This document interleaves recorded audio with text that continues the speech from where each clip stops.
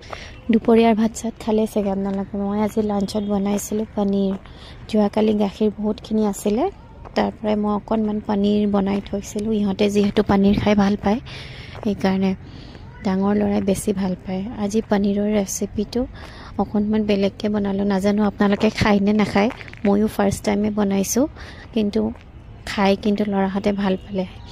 নৰসিংহ, তাৰপিছত মানিমুনি, ধনিয়া, এনেকৈ গোটেইখিনি মিক্স কৰি, আৰু মচন্দৰীও দিছোঁ দেই। এনেকৈ গোটেইখিনি পেষ্ট বনাই, সেইটো পেষ্টেদিয়ে পনীৰৰ অকণমান গ্ৰেভি বনাইছিলোঁ। একচুৱেলি এইটোতো মাছ বনোৱা ৰেচিপি হয়, কিন্তু মাছৰ জোল বুলি ক'লেতো ল'ৰাহঁতে নাখায়।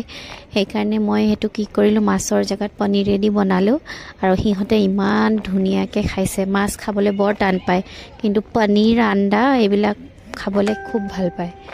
সেয়েহে আজি তেনেকৈ বনালোঁ। ফাৰ্ষ্টতে মই পেষ্টটো বনাই লৈছোঁ, মচন্দৰী আৰু নৰসিংহ আৰু ধনিয়া পাত আৰু কি ক'লোঁ, মানিমুনি অলপ বেছিকৈ দিলোঁ। তাতে আদা নহৰু একো দিয়া নাই, সুদা সেই পাতখিনিতে গোটেইখিনি ফাইন পেষ্ট এটা বনাই ল'লোঁ। তাৰপিছত কেৰাহীটো বহাই দিলোঁ। কেৰাহীটো বহোৱাৰ পিছত তাতে মই অকণমান বাটাৰ দি পেলাই আগতে পনীৰখিনি ফ্ৰাই কৰি উঠাই থ'ম।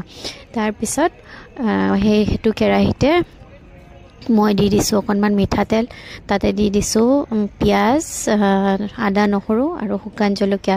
ভালকৈ ভাজি লৈছোঁ। সেইখিনি ভাজি লোৱাৰ পিছত অকণমান মই গুড়া কৰি থোৱা জিৰা, ধনিয়া, লং, ইলাইচি, ডালচেনি, সেনেকৈ যিহেতু মই গৰম কৰি গুড়া কৰি থৈ দিওঁ, তাৰে অকণমান দি দিছোঁ। তাৰপিছত নিমখ হালধি দি দিছোঁ এই ভাজি থকা বস্তুখিনিতে, আৰু তাৰপিছত দি দিছোঁ গ্ৰেভিখিনি, মানে যিখিনি পেষ্ট বনাইছিলোঁ সেইখিনি দি দিছোঁ। ইমান মাছৰ জোলৰ নিচিনা জুলীয়া কৰা নাই, গ্ৰেভি টাইপ হোৱাকৈ, মানে অলপ কমকৈ পানী দি পেলাই এইখিনি দি দিছোঁ। তাৰপিছত উতল অহাৰ পিছত মই পনীৰখিনি ভাজি লোৱা পনীৰখিনি দি দিছোঁ তাতে, আৰু ভালকৈ উতলিব দিছোঁ। আৰু উতলাৰ পিছত, মানে যেতিয়া উতলি অলপ ডাঠ হৈ গ'ল, তেতিয়া মই তাতে দি দিছোঁ অকণমান জালুক আৰু গৰম মছলা। তাৰপিছত আৰু অকণমান সময় উতলাৰ পিছতে মই সেইটো নমাই থৈ দিছোঁ। মই ভাবিছিলোঁ খাবলৈ বেয়াই লাগিব নেকি, এনেইতো মানিমুনি জোল এইবিলাক সিহঁতে মাছৰ জোল হ'লে ল'ৰাকেইটাই খাব নিবিচাৰে, কিন্তু আজি এনেকৈ বনাই দিওঁতে সিহঁতে কিন্তু গোটেইখিনি ধুনীয়াকৈ ভাতখিনি খালে। নৰ্মেলি মাছ হোৱা হ'লে কিন্তু কেতিয়াও নাখালে হয়। পনীৰ কাৰণে বিৰাট ধুনীয়াকৈ তৃপ্তিৰে ভাতটো খালে, আৰু খাবলৈ কিন্তু ভালো হৈছিলে দেই। সৰু ল'ৰাক ময়ে খুৱাই দিলোঁ, কাৰণ সি মানে পনীৰটো বাছি থৈ দিব, নহ'লে অকণমানো পনীৰ নাখাব।